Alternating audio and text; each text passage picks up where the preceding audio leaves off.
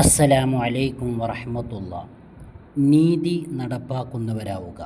നബി സല്ലല്ലാഹു അലൈഹി വസല്ലമ തങ്ങൾ പറഞ്ഞു, രണ്ടാളുകൾക്കിടയിൽ നീതി നടപ്പാക്കുന്നത് സ്വതക്കയാണ്. ഇമാം ബുഖാരി റളിയല്ലാഹു അൻഹു, ഇമാം മുസ്ലിം റളിയല്ലാഹു അൻഹു വലിയ മഹത്തുക്കളായ ഹദീസ് പണ്ഡിതന്മാർ റിപ്പോർട്ട് ചെയ്ത ഹദീസാണ് ഇത്.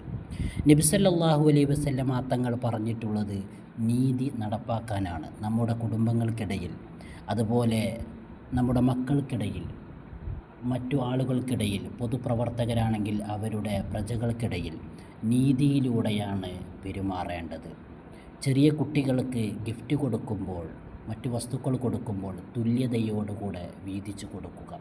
അതുപോലെ തന്നെ അനന്തരമായ അവകാശങ്ങൾ വകവെച്ച് കൊടുക്കുമ്പോൾ പരിശുദ്ധ ഖുർആൻ പറഞ്ഞതുപോലെ ഓരോരുത്തർക്കും അവകാശപ്പെട്ടത് കൊടുക്കുക. അങ്ങനെ നീതിയിലൂടെ മാത്രമാണ് നാം ജീവിക്കേണ്ടത്. അങ്ങനെ നീതി നടപ്പാക്കി കഴിഞ്ഞാൽ നമുക്ക് സ്വതക്ക നൽകിയ പ്രതിഫലമാണ് അല്ലാഹു തആല തരുക.